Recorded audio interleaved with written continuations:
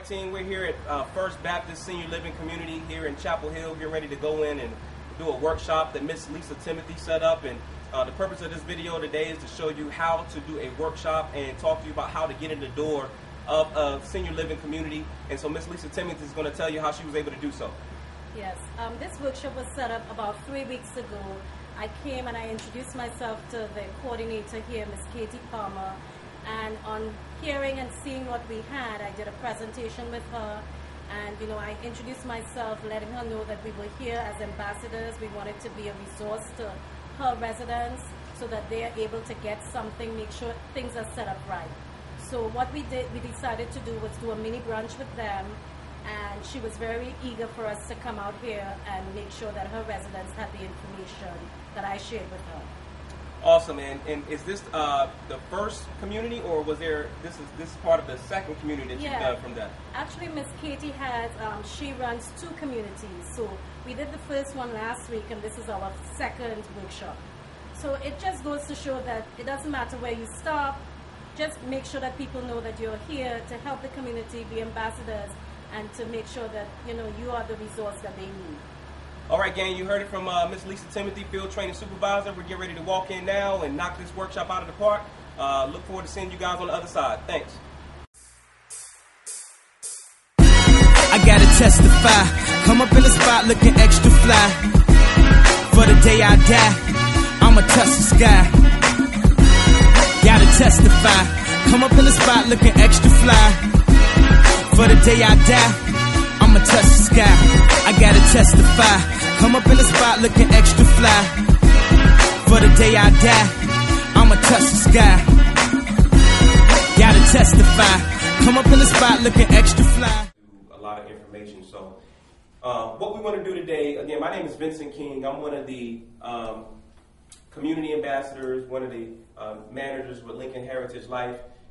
Miss Lisa Timothy, she's one of our community ambassadors, and she's also our field training supervisor, so she helps train and assist a lot of our agents that are out there in the community doing this.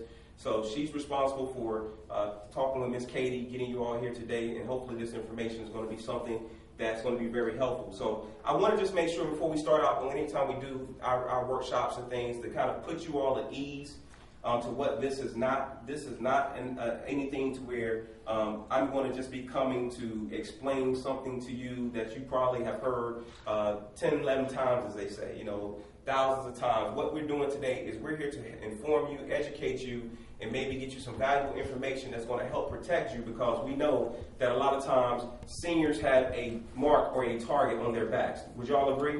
That a lot of times whenever there's different things that's out there, a lot of times the first group of people they want to target is the senior community. Would you all agree with that? And so, what we want to do, we consider ourselves to be community ambassadors, advocates, resources for you all, just to make sure we're getting you all the right information, to making sure that we're helping you to understand how the certain processes and procedures are actually going in relationship to our line of work, and that's the insurance field, and to make sure that you're not taken advantage of, because we know that if you have somebody that you feel comfortable speaking to, feel comfortable calling, then when you're not comfortable about something, then you don't have to worry about if you're being taken advantage of, not because you have somebody that's already set up, somebody that you already have a relationship with, that you can pick up the phone and call just to get a question answered. Does that make sense to have somebody like that? Yes. Because we all need somebody. I'm sure that if you all needed anything in regards to what goes on in this building or facility, I'm sure you're very comfortable with calling Miss Katie, right? And that's kind of how it needs to be in regards to handling some affairs. So what we're going to talk about today, we're going to talk about really the 3 types of insurances that are out there. And the reason I want to cover that is because a lot of times I find out that I've been doing these workshops for a very long time, and sometimes I find out that most people really don't understand completely what they have. They say they have insurance, but they may not know exactly what type of insurance they have. And so today what we're going to do, we're going to just kind of freshen you up on maybe insurance in general and what type of insurance you may have. And so that way it can maybe start triggering some things to see if I'm set up in the right type of situation for my family, for myself, and make sure I'm not just throwing money away in areas that I don't necessarily need to have it in. Because how many people on a fixed income like me? Yeah, so if you're on a fixed income, my daughter is 6 weeks old today, so, and I have a 12-year-old that just had to get braces Monday. So, you can imagine that my income is very fixed. So if you're in a situation where you're on a fixed income, you need to kind of know what you have and make sure that you're getting a better bang for your dollar, and you kind of know how that dollar is being executed.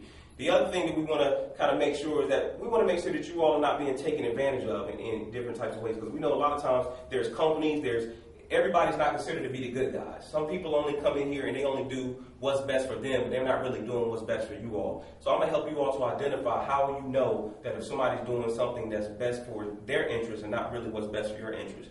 And then I'm going to talk to you, kind of close things out, to talk to you something that's near and dear to our hearts, and what our company really specializes and focuses on in the community is making sure you understand how the planning aspect works with what happens in the event something happens to you. Who's going to be the individuals that are responsible, and how these things are going to affect them if the right type of planning is not in place.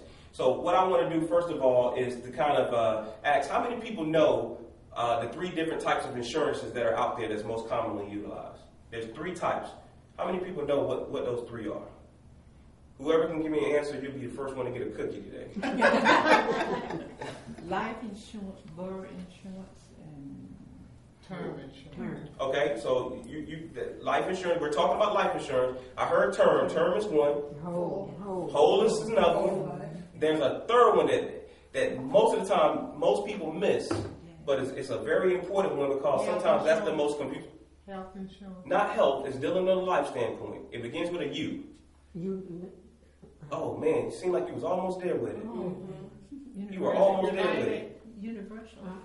Oh.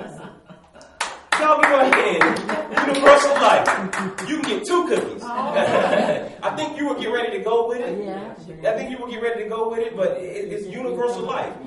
Let me tell you why that's important. The first type, I'm going to talk about all 3 of them in detail, because you kind of need to understand how all 3 work. The first one, like what was mentioned, was term. Okay? And term insurance is basically insurance that means what? What is term insurance? It's limited, absolutely. Well, when we say limited in what way? It's one amount of money. That's it. It's one amount of money, but it's you can't draw money.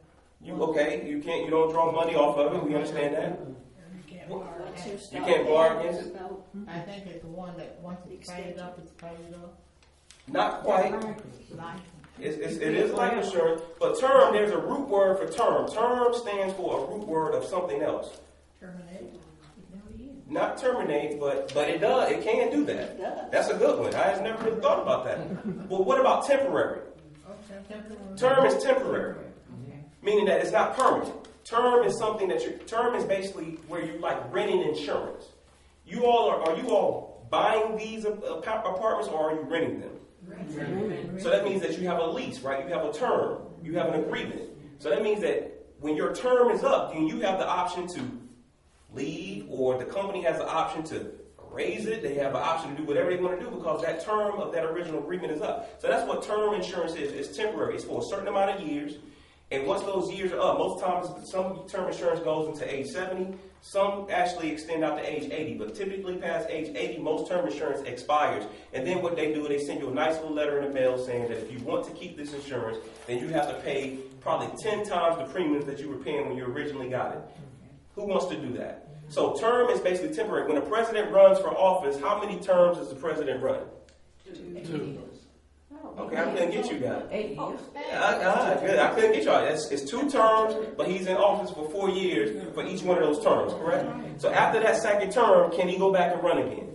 No, absolutely not. So we know that term is temporary. It's not permanent. Okay. The next one is what you all just mentioned, was the universal life. Okay. Now, universal life insurance is most commonly was the type of insurance where maybe when you were working, if some of you are still working, I don't know if your employers still have it, but if your kids and different ones are working now, universal life is typically the type of insurance that most employers offer the employees. Or universal life insurance is where somebody maybe when they were a lot younger, they were just getting started with their finances and trying to find their way in their career. They wanted to have a lot of insurance with the feel of a whole life for the cash value. So big face amounts, but they didn't want the premiums to be like what a whole life policy for $100,000 would be. So it's a hybrid between term and whole life. So the only difference between the universal life and a regular whole life is that the fees and the interest rates and the cost of insurance actually are not factored into the premium. They actually go up every so often, just like everything else. So inflation, cost of insurance actually is not factored into the price of a universal life policy. So that's why they call it a flexible premium, where that premium can actually fluctuate in price.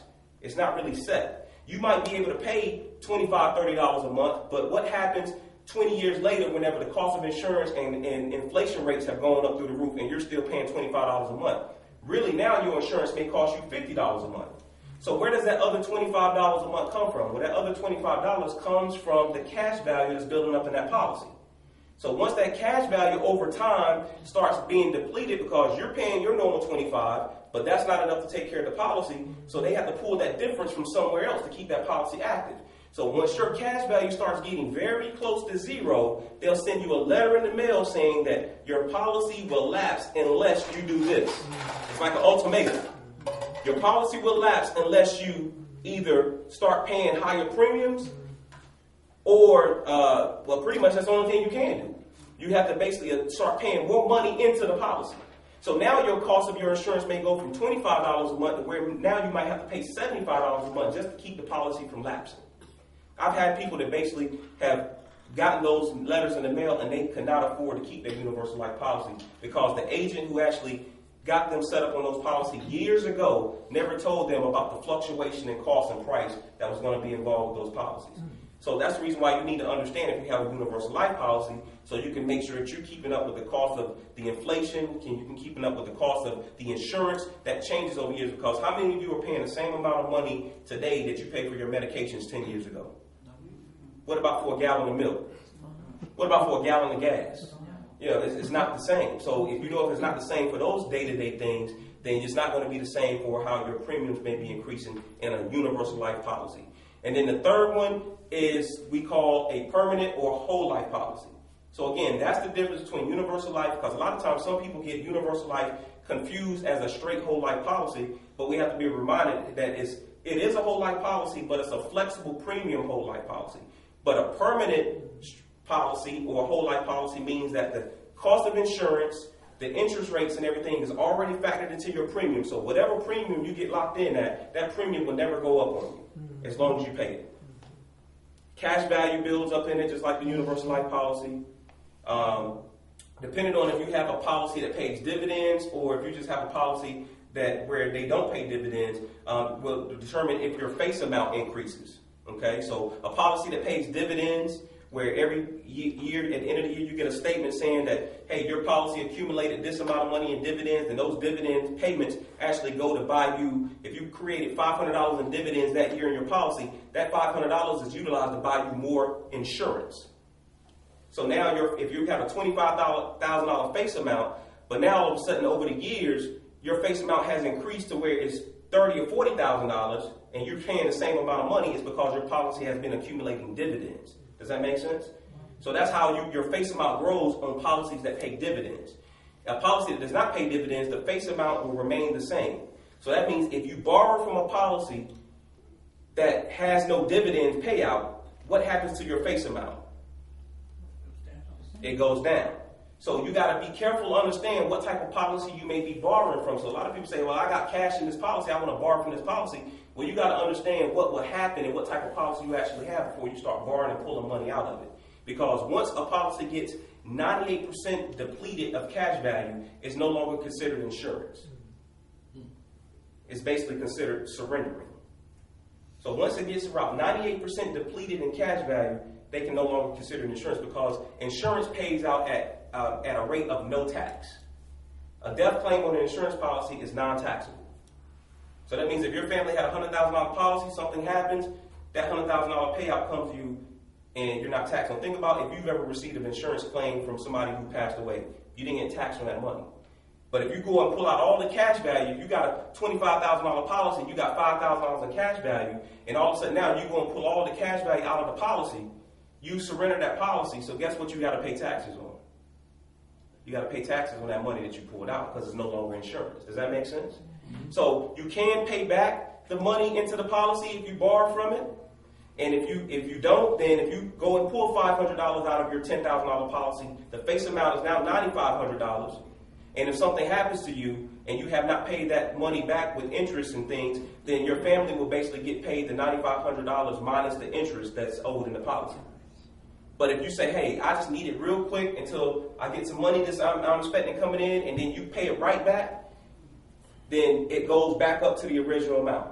So it's not like getting a loan from the state employees credit union or your local bank where they send you a note saying on 30 days on the 15th, you got to have this money back to us. It's not like that with your insurance policy. You just got to kind of know what happens if you don't pay it back. Does that make sense? Mm-hmm. All right. So those are the three types of policies. We have term, we have universal, we have whole life.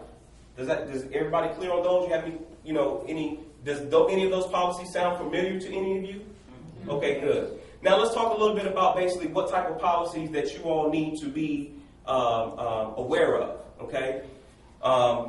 There are some policies that people consider to be life insurance that's not really life insurance, okay? And so we kind of need to know what those look like. So any event that you all probably check your mailbox a couple times a week, and I'm sure when you check your mailbox, there's probably like paperwork galore in there from different places, probably solicitations from insurance companies. You're probably getting things where it's saying that, hey, you can get $25,000 of insurance for $8 a month and we can draft it right out your bank account. Has anybody seen any of that before? Yes. Okay. What type of insurance typically is that? Term. Sometimes it's term, sometimes it's not. That comes from your bank a lot of times. Most times it's term, a lot of times it's not. Okay, let me give you an example. $25,000 of insurance, $8 a month. Most people probably would say, man, that's a good deal. I'll jump all over that. None of you have signed up for any of that stuff before, have you? No. Well, I know a lot of people that have. But when Whitney Houston passed away, what did they label her death as? Who said that? Say it again. Accidental.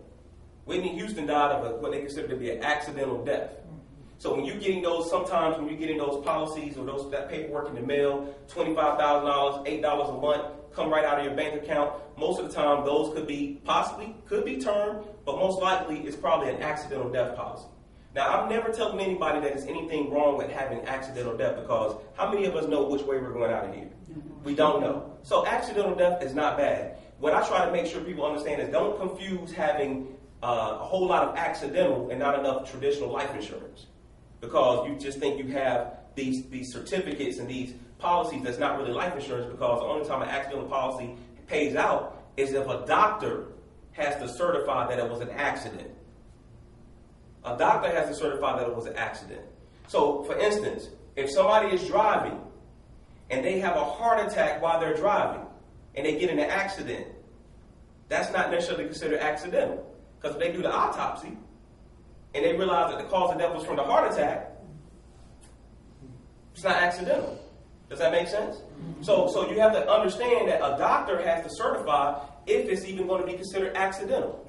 So you want to make sure that you're not getting these from your banks, because if your bank knows that if we send out 100,000 of these and we get 50,000 people to send us $8 a month, that's $400,000 a month that can come in, or 400,000, some large number that can be sent out that they're getting paid every month for something that really has a very low return as far as they have to pay out for it. Not saying it doesn't happen, but you don't want to be confused. All right, so that's what you want to make sure that you don't have a lot of either. Some is good, but you don't want to have that overshadow your life insurance. The other thing is, has anybody ever seen the commercial on TV from Alex Trebek? The company he represents, Colonial Penn. Anybody ever got anything or seen in the mail from Globe Life? Anybody ever see the AARP commercials? Yeah. All those? Okay, here's the thing that I always say. Sometimes when you don't really know what a lot of those things are saying behind the scenes, I'm here to tell you. Alex Trebek's company, he's been doing that commercial ever since I was knee-high to a grasshopper. I remember it. I think he started doing that right around the time he started doing Jeopardy, and I still can't believe he's doing that.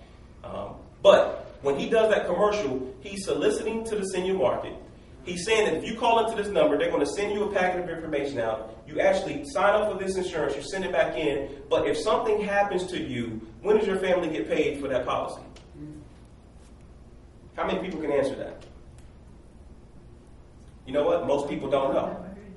Because if you have a Colonial Penn policy and you get it, and then a year later, something happens to you, whether you're healthy, and when I say healthy, meaning you're just taking medications that most people that we know people take, diabetics, high blood pressure, those types of medications. You don't have any illnesses where you're on dialysis, where you currently have cancer, or you've had any heart attacks, where you're taking blood thinner. I mean, I'm just talking about basically day-to-day stuff to where we probably just take medications for control things. That policy will not pay out to your family because it hasn't been in effect 2 years. So Colonial Penn, regardless of what situation you're in, that's a 2-year waiting period on that policy. Globe Life is another company where typically you want to make sure that you understand how that policy works, because a lot of times people get Globe confused as being whole life, but really it's term, and it has increasing premiums. They get you at the smaller rate, but over years, those premiums begin to start increasing. So once you get to a certain point, and it's a term policy and a certain age, that policy is no longer going to be what it was set out to be for you in the beginning. The other one with AARP, knowing about AARP, it's great that they offer the seniors the membership, and because they are a member of AARP, that they say, hey, you can also get our insurance through our company. But how many people know that AARP is set up to where you actually have it's term policies if you don't have the whole life one? But with the term policies, typically what they market the most, with their term insurance, it goes up every 4 years. It's age bands. So from 70 to 74, you're paying one rate, or I'm just using that as an example. Then when you turn 74 to 78, you pay another rate, and then at age 80, that insurance is no longer in effect with AARP. So I had a client recently that had an AARP policy on his mother. Started out paying $45 a month, then it went to 60-something. Come to find out, I said, well, let's call AARP to find out basically by the time she turns 80, how much, or before she turns 80, what you'll be paying for this policy. He went from paying $45 to where it was going to end up costing him $138 a month. Because every 4 years, the older you get, when you get older, what's the likelihood that most insurance companies are looking at? The older you get, the more likely you're getting close to what? Yeah.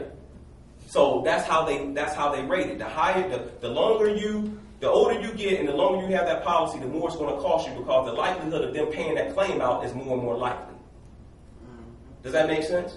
So that's how mortality works, and that's why a lot of times you want to be in something that you're locked into that's permanent. Because if you're saying that whenever you got that policy because at the time $45 or $50 may have been your comfort zone, then 5, 6, 7 years later, $80 on a fixed income, unless your income has changed dramatically, may not be in your comfort zone. Does that make sense? So you got to understand that you don't have anything that's going to be increasing and changing on you, and that you have something that's actually locked in. I had a client of mine who I went over all of this, did a workshop like this, and she was a retired hairdresser, and she wanted me to come by her home, and she had all her policies laid out on the table, and we sat down and we did a review of her policies, and she said, Vincent, I have about $100,000 of insurance. I said, okay. She said, I already told my kids what I have, but I haven't had anybody to review them in a long period of time, so I want somebody to come by to review them. I went by, sat down, and looked at all of her policies. By the time she had them laid out, I got nervous every time I put one down, because the first one I picked up was a $25,000 policy from Physicians Mutual that was a cancer policy. It was not life insurance. That policy was only going to pay out if she had something dealing with cancer. Then she had two $25,000 policies that she had from her bank, the bank that she banked with, State Employees Credit Union, that were accidental policies. So already out of her $100,000, that's $75,000 that's not even considered to be insurance. The other policy she had was a $5,000 policy where she worked for JCPenney for so many years, and they gave her a little paid up $5,000 policy. She had a $10,000 policy on one of her children, and the other $10,000 was all the policy that she had actually on her life.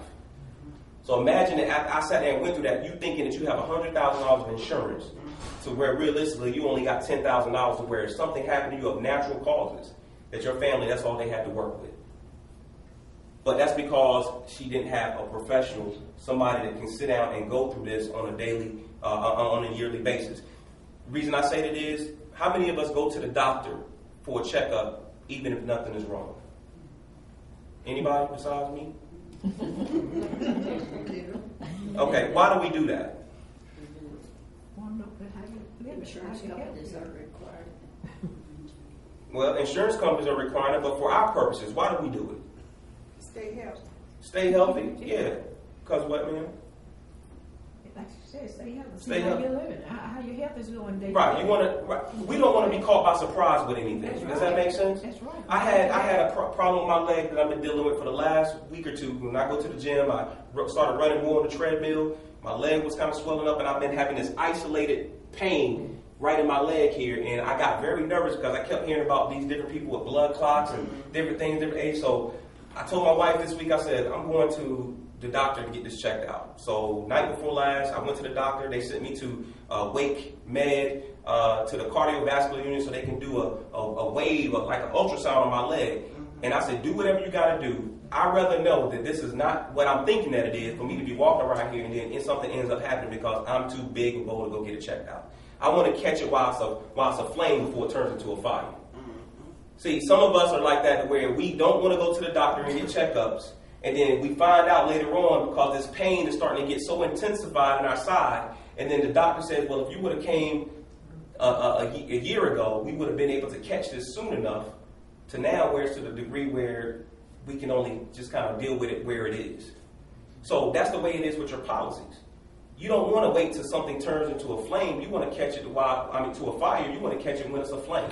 And so having somebody to sit down and go over this information with you, you can pick up the phone and we can pick up the phone just to see if the company that you have, to see if they're still in business. How many people know that some of these insurance companies change hands and change so many different things so many times that you don't even know if the original policy that you took out, if the 1-800 number on that policy still works for whoever has your policy now. And guess who has to deal with that if something happens to you? Your family. Now they're dealing with the fact of having to deal with losing you, but then still trying to figure out how to get this monies together to get things taken care of. So that kind of segues me into my last point, is the fact of how much planning is important. Why planning is so important to what we go along. I'm a firm believer that everybody in here believes or respects the fact of what insurance is able to do. Would you all agree with that? But what do you think the biggest component that most people miss with their insurance policies? What is the biggest, number one component that most people miss whenever they take out insurance policies? Don't know? Okay. Well, my job today is to kind of help stir some of this up. It's the planning. Think about this. A lot of times when we take out insurance policies, guess what we do? We take it out based upon tradition. We do what we saw our mothers and our fathers and our family members do. Take out the policies, and then if something happens, we give the policy, the beneficiary gets the policy, and guess who has to handle everything? The beneficiary. Because traditionally, that's what we take the policy. When somebody passes away, what's the first thing most people do with the policies when a loved one passes away? Take it to the funeral home. That's tradition. Why do we do that? Because that's how mom and them always did it. That's how our family always did it. It's tradition. So whenever, and they ask for it because they know most people are already programmed to give it to them. They already programmed to give it to them. But tradition says that there's another way of doing that, because how many people know that whenever a loved one passes away, that there's over 150 decisions that somebody has to make within a 24 to 48 hour period in regards to your decisions? Has anybody in here ever had to do that grueling task of putting away a loved one, or know somebody that's had to do that before? Think about that process for yourself and think back and say, if you would want that type of situation to carry on for your family to have to deal with. So just having a policy and having a beneficiary now is not good enough. Let me tell you why. Because everybody grieves differently. You can't take the way that you grieve when something happens, the way that whoever you have responsible, thinking that they're going to grieve the same way. If something happens to each person in here right now, do you already have designated to know who's going to handle your affairs? Raise your hand if you know who's going to, without a shadow of a doubt, you know who's going to handle. Who's going to handle your affairs, sir, if something happens to you? Granddaughter. What's her name? Paula. Paula's going to handle your affairs. Who's going to handle yours? Granddaughter. What's her name? Takesha. Takesha's going to handle yours. My daughter, What's her name? Clarice, Clarice is going to handle yours. Vernon, Vernon, what's the relationship? my son, Your son, Vernon. Beverly. Beverly, what's the relationship? Daughter. That's your daughter. my sister Nancy, Your oh, y'all sisters. Okay, so Nancy going to handle yours, and who's going to handle yours? My husband. Your husband, what's his name? Jimmy. Jimmy. Jimmy? Ma'am? My daughter. What's her name? Tamara. Tamara? That's a pretty name. Who's going to Daughter. Your daughter? Jeannie. Jeannie? Okay. We know for a shout out they're going to do it. Yes, ma'am. I'm sorry. My daughter is Zelda. Felder? Okay. Without a shadow of a doubt, that's who's going to do it. That's what they're supposed to be. How do we know? We don't. You don't really. We don't. That's my point. We already have it in our minds planned out that if something happens to me, that this is who's going to handle it, but we don't know who's going first. That's right.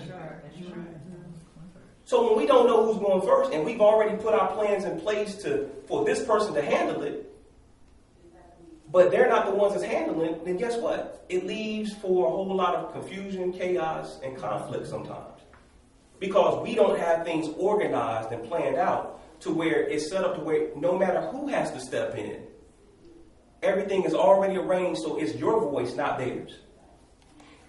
Anybody here have multiple kids? Yeah. Yeah? Okay, anybody, as a growing up, did your kids ever have a disagreement growing up? Yeah. Always. So think about this. Mama's gone. Daddy's gone. Nothing is written out. We gonna put mama in the white dress. No, mama, we gonna put mama in the red dress. Well, mama told me that if something happened, this is what she want done. Well, mama, how she tell you that? Because she told me, the other, 2 years ago that this is where she wanted to be. Do you know what the most conflict in families, what it boils down to? Is 2 occasions where most conflicts in families happen. No. Weddings and funerals. Weddings and funerals. Weddings and funerals are the 2 most common conflicts that family have. Now, when that takes place, and you already got all those things going on your family dealing with, and then thinking about now that the loved one is gone, what's the number one thing that family is going to need immediately if something happens to any of you? The number one thing that's going to be needed immediately if something... Say it again. Money. I'm going somewhere with this. They need money. Now they already grieving. Now they got everybody in the family trying to come in. Too many chiefs, not enough Indians. Now they're trying to make the plans and the funeral home is asking for money. But your traditional life insurance policy says, well, we can't get you the money in 4 to 6 weeks. So that's why tradition says that the funeral home wants the policy. Because if the funeral home sees that you have a $20,000 policy, how much is that funeral going to cost? $20,000. They're going to try. Yeah. They're going to try to get it all. They're going to try their best to get it all because now they have been exposed to what you're working with, what the family's working with. Now, does anybody pay their premiums on a monthly basis for all of it to go to a funeral home? No. Nobody does. No. Deep down, we know that that's what the policies are partly for. But we know that if we're paying premiums all these years and you got kids and you got grandkids or, you got people, husbands and wives or people that's left behind and you had a choice for the funeral home to get $20,000 or your family to get it, of course, naturally, we want our family to get it. But the reason why most families don't get it is because the funeral homes catches families in a very vulnerable time. They catch them in a time where basically they're grieving, where they can't make solid, sound decisions. Because now they have to plan, they have to do all these things, and now they know that nothing can get done unless that money comes up. And the only way that money is going to come up is they take that policy to the funeral home because with traditional life insurance companies, it takes 4 to 6 weeks typically before they even get the ball rolling to get a payout. Because they got to wait on the death certificate. I gotta say something.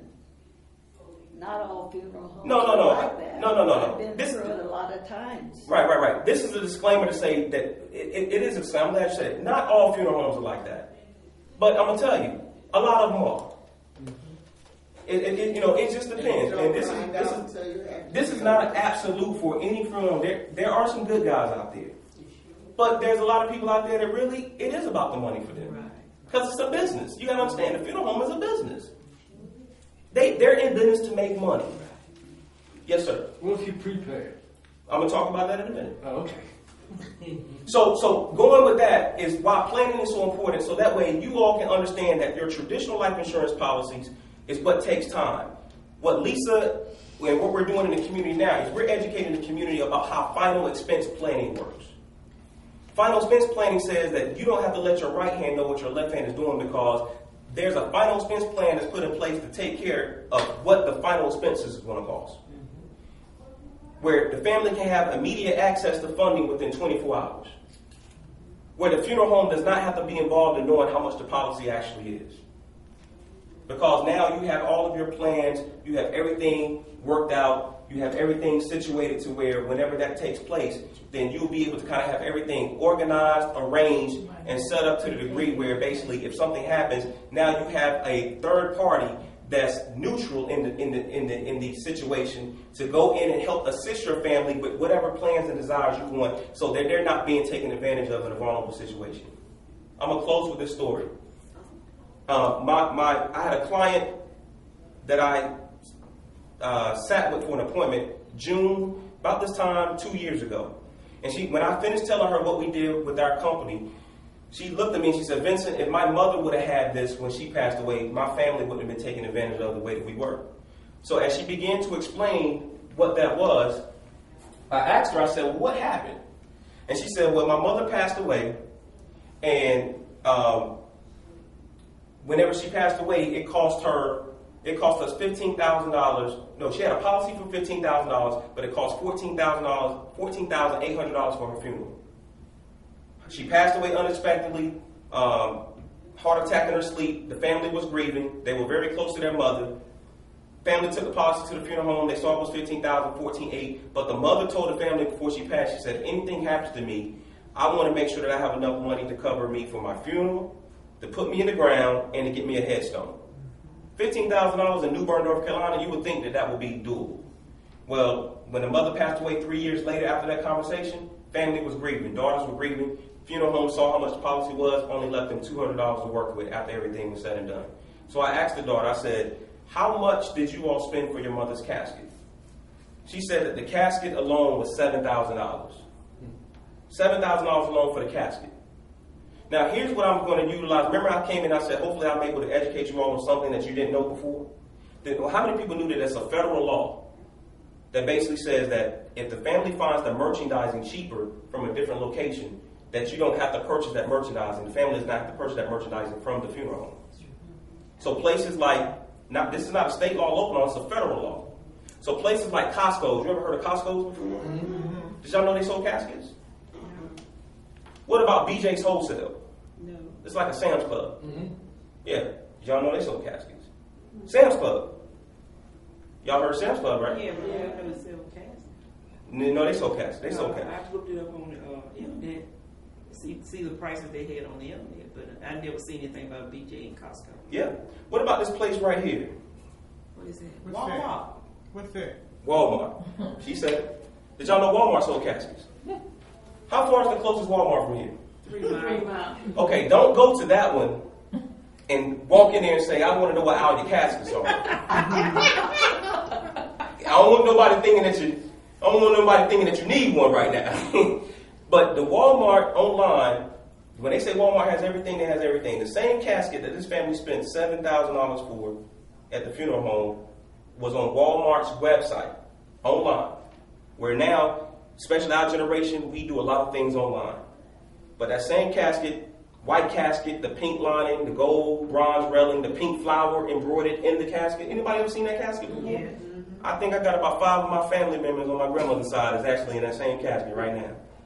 But $7,000 for that casket in the funeral home, how much does that say right there? $1,500. $1,533. Same casket that the funeral home charged $7,000 for. You can pass that around. That's beautiful. $1,500. Well, how long would it take to get it? Overnight. Overnight? Overnight. Okay. Overnight. But the problem of it is that the reason why most people are not able to handle business that way, because what's needed immediately if somebody passes away? Cash. So if your family doesn't have $1,500, $2,000 that's readily available to do that, then most time they're at the discretion of what's going on with the funeral home. So that's one of the benefits of kind of knowing how a final expense plan, especially with our company, can help the family to be able to get things done even in a time whenever the cash may not be accessible. We help families with the cash flow that's needed immediately to take care of those final expenses. Yes, ma'am. That casket that you buy from the funeral home includes a lot of other things too. We're talking about strictly the casket. Okay, then who's going to furnish the transportation of the funeral to the. Yeah, that's all worked out in the funeral homes price as well. I'm just giving an example about the merchandising. See, funeral homes, they make their money off of merchandising. Yeah, they have different ways that they have all that stuff packaged up. But we're just talking about that if the funeral home gives you a price of $7,000 for a casket that you can get for $1,500. You know, if you can get a casket for $1,500 opposed to $7,000, which one makes more sense to get? $1,500. Because this family didn't even have enough money to continue to put their mother away in the ground or get her headstone. They had to actually go out and raise more money just to get her burial plot. And she had more than enough money for most people's standards to be put away for a decent sized funeral. But because of the vulnerability, because of the emotional content, because you don't know how your loved ones are going to be grieving. See, we can imagine that, but you don't know the physical, mental, emotional capacity that whoever you have designated is going to be in, because there's called unexpected grief and there's called expected grief. Unexpected grief is basically when you get that phone call saying that the person that you just talked to 2 days ago was just killed in a car accident. Unexpected grief is what you just heard on the news this morning from what happened in Charleston last night. Somebody on their way to church and they don't make it back home because somebody walks in and shoots up the place. That's unexpected grief. Expected grief is basically where somebody's been in the hospital, they've been in the rest home, they've been sick for a very long time. Doesn't make it easier, but you've had time to kind of start processing and dealing with it. Tell me which grief your family's going to experience. You don't know. So when you don't know, the best thing to do is to be prepared. Does that make sense? Yeah. So the only thing we're talking about today is for you all to think about some ways to be prepared so that burden is not passed on to your family if you can help it. What we do in the community is for people who want to be responsible. What we do strictly, when we do presentations like this, when we talk and we educate, we're educating the people who want to be responsible. And being responsible may say, well, I may be covered with all of the coverage that I actually need, but I want to be responsible knowing how I can better make this easier for my family. So all of that is not laying in their lap. Well, that's what Lisa actually does whenever she, and she's going to actually pass around some forms for you guys to fill out, because I know you may have questions, and I know everybody's situation is different. Everybody wants and needs may be different. So we know everybody's, situation is not the same when it comes to this, but she's going to pass some information where, just like she did at the other facility, she'll set up a time to come see you one-on-one in the privacy wherever you all want to meet, and she'll go through your situation with a fine-tooth comb. Just to make sure that you're set up right, give you the thumbs up, or if you have other questions about how to make sure that you get the right type of planning in place, how to make things easier for your family, if you never considered what a final expense plan can actually do for your family versus your traditional life insurance, she can go through all of that stuff with you to make sure that you're set up in the right situation, to the point where you don't even have to worry about, is it something that I can afford? Guess what? Even if you decided to do anything like that, we've never had anybody to tell us that they can't afford what we have, because we don't make it about us. It's all about what you need. So the first thing is to get the information and evaluate your situation. So let me ask, is there any questions? Is there any questions that any of you have for anything that I discussed? Yeah, do you think a funeral home gets them from Walmart and Costco and then sell them to us for a high Funeral home, there's actually another site that I go to called fastcaskets.com. It's a retail, it's a wholesale spot. But the reason I don't point that out a lot of times is, how many of you have heard of Fast Caskets before? No. How many of you heard of Walmart before? No. So on fastcaskets.com, they show you the wholesale price versus the retail price. Go to most funeral homes and ask them for a standard package price list of what they do. What you'll see on there, because one in Durham, I can't remember, I think it was Holloway Funeral Home in Durham.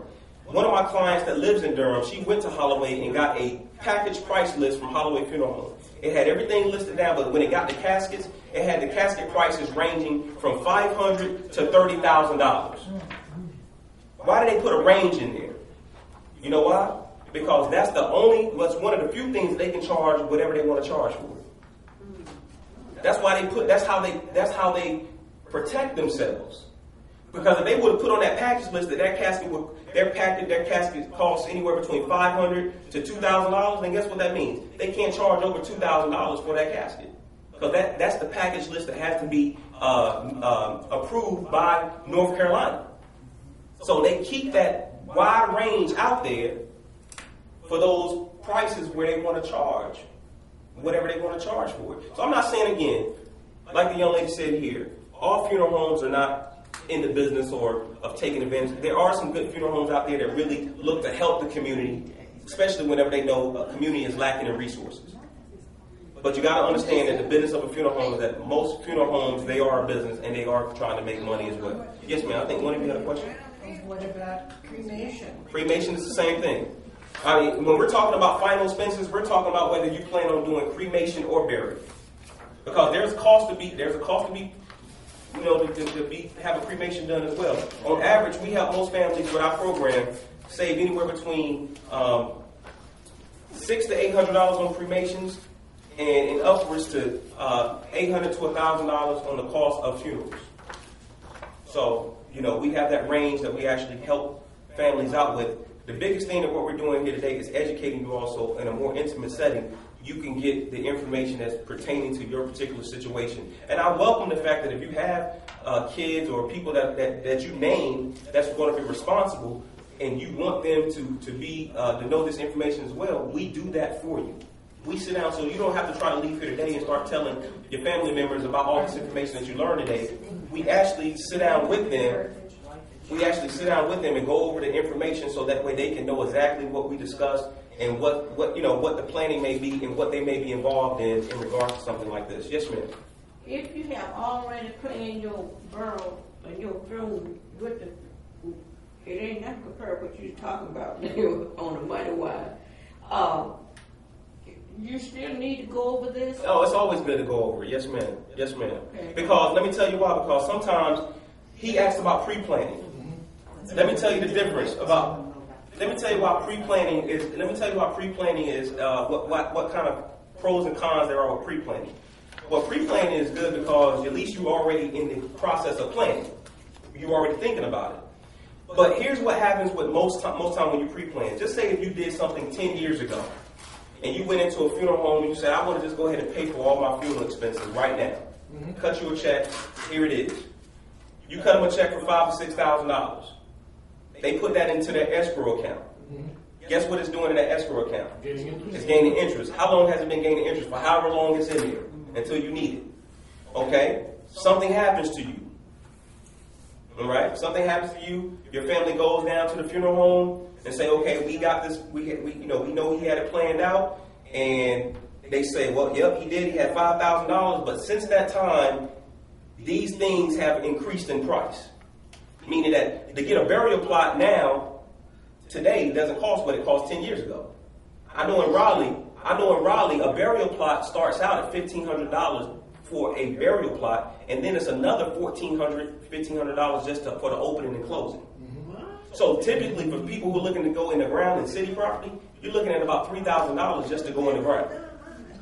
So if you're saying that the funeral expenses are paid for, but then you don't have the burial plot paid for, then guess what? Your family still needs that money for that.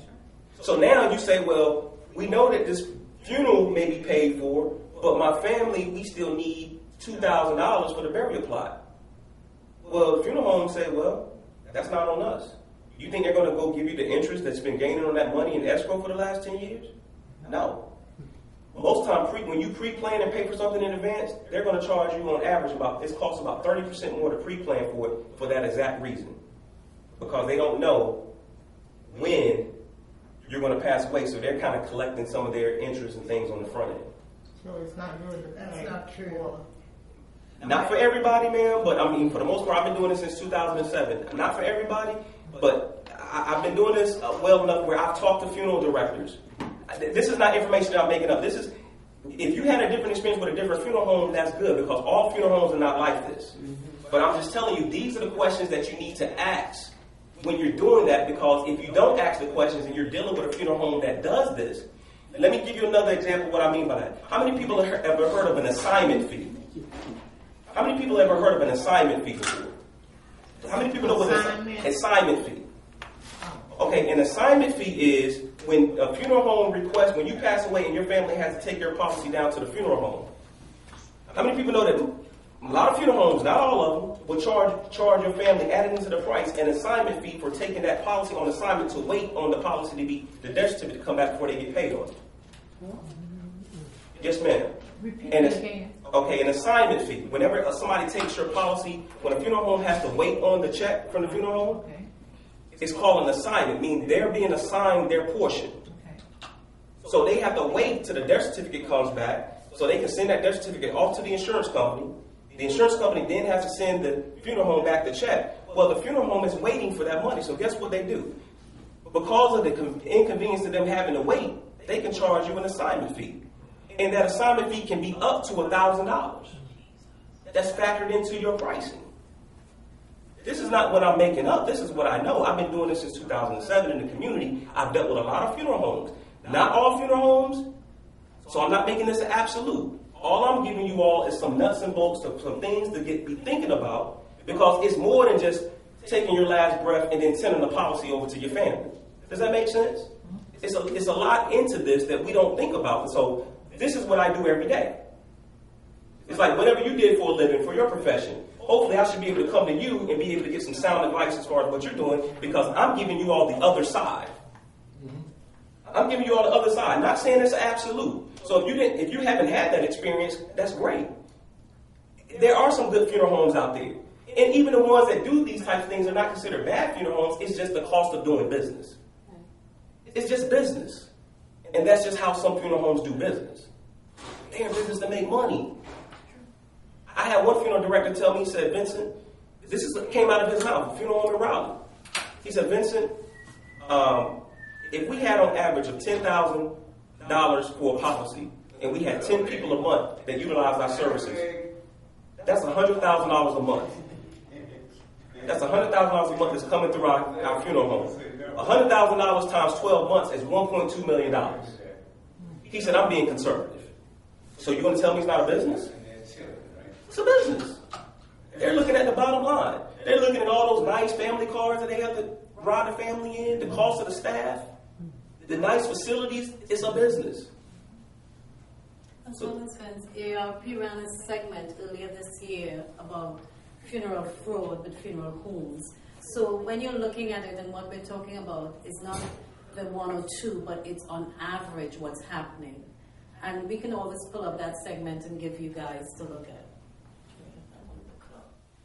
So these are just things, when I said today that I want to give y'all things that you can be protected from, that your family can be protected from, because when you pass away, your family's not thinking about this side of the business. Because how many people have went to the funeral home and the funeral directors have basically said, oh, you want to put them in the nicest. They have their spiel down to where it just sounds so good and so compelling and so convincing. Let me tell you how I know, and then I'll open it up for questions. My grandfather, who practically raised me as his own, passed away February of last year in Fayetteville, North Carolina. Worked for Fort Bragg for over 40 plus years. We went to the funeral home that we were going to utilize in Fayetteville when he passed away, and he had two policies. By me being in the type of work that I'm in, I already knew that what the process was going to be like. So I went in there and I told my uncles, I said, listen, just let me do the talking, because I already know I can't be out here in the community every day talking to other family members and talking to the community and let my own family be taken advantage of. So they did. They allowed me to talk. But whenever we sat down, I told them, I said, we only want to spend $7,000 for this funeral. I told them that. Oh, no problem, Mr. King. No problem. We can do that. So he started going through all the things. We knew what kind of casket and everything we wanted, the whole process, and we named everything out. Whenever we finished naming everything, he said, oh, okay, Mr. King, everything that you mentioned came up to be $8,600. I said, not going to work, because we only want to spend $7,000. I said, so either you can tell me what you can take off or what you can adjust, but we want to keep the same thing, but what is it in there that can be adjusted in price? Because I know, I showed him my phone, I know where I can get this same casket here a lot cheaper. I know a couple other funeral homes in Fayetteville that our family has utilized before. We're not that loyal. We're not that loyal to where basically we got to use you if somebody down the road can do it for the price that we're looking for. Oh, well, hold on, Mr. King, hold on. Before you do that, let me go and see if I can work you out a package. What's the key word? No, the key word is package. So if he had a package, if they had a package, how come he didn't tell me about the package in the beginning? He didn't know what I did for a living. Now, if I call my uncle right now who has no idea that I'm here, he will tell you verbatim everything that I'm telling you. He came back 10 minutes later and said, Mr. King, I'm sure you're going to like the package price. I said, well, I don't know. Because if it's a package, that means that something that we originally wanted is probably not going to be included. He said, no, everything you want. He said, the only thing that changed was the gauge of the caskets. Now, how many people know what the gauges of the caskets mean? Well, there's different gauges. There's 20 gauge, there's 18 gauge, and there's 16 gauge. How many people know what that means? It's the line. It's the thickness. I've never seen anybody, has anybody ever been into a funeral and asked somebody to put up there and say, is that an 18 or 20 gauge casket they got him laying in? No, I can't remember that. Nah, ain't nobody ever seen that before. Who's going in a funeral? So I'm thinking, okay, you're telling me that the gauge of the casket changed? Okay. It went from an 18 gauge to a 20 gauge, but it was the same casket. Just a different gauge. I said, okay, fine. Show me the price difference between the 18 gauge and the 20 gauge casket. It was a $600 difference between the price of the two caskets. That's it. I said, what else changed? He said, nothing else changed. I said, okay, give me the price. The price went from $8,600 to $5,600 because they called it the package and changed the type of casket. Now, if I didn't know what I do for a living, and I was somebody else who was really grieving, because I was grieving, but I couldn't let my family, I couldn't let my family be taken advantage of. It wasn't until the next day, whenever I showed him my card and gave him my card, and he looked at me, and this is what he said, I knew it was something different about you. That's what the director of the funeral home told me. Because I knew that there was something better that we could have done cost-wise. We don't have to be subject to whatever that policy says for the funeral home to be able to exhaust that. Because we still had to buy his burial plot. We still had to pay for the opening and closing of the grave. That was just the funeral costs. You got to understand, burial plots and funeral costs now are sometimes two separate entities. Even if you already have a burial plot already paid for, your family still has to pay for opening and closing if that wasn't already included. And think about it. If opening and closing 20 years ago when a spouse or something had died or whatever, grandmama or mama bought all the plots, if they were paying $200, $300 for people to dig the holes then, that's not the same price now. You got to understand that times change. Traditions change. How would your family be prepared for that? So everything that I'm saying is not absolutes. These are just things that we have to be thinking about. Does that make sense?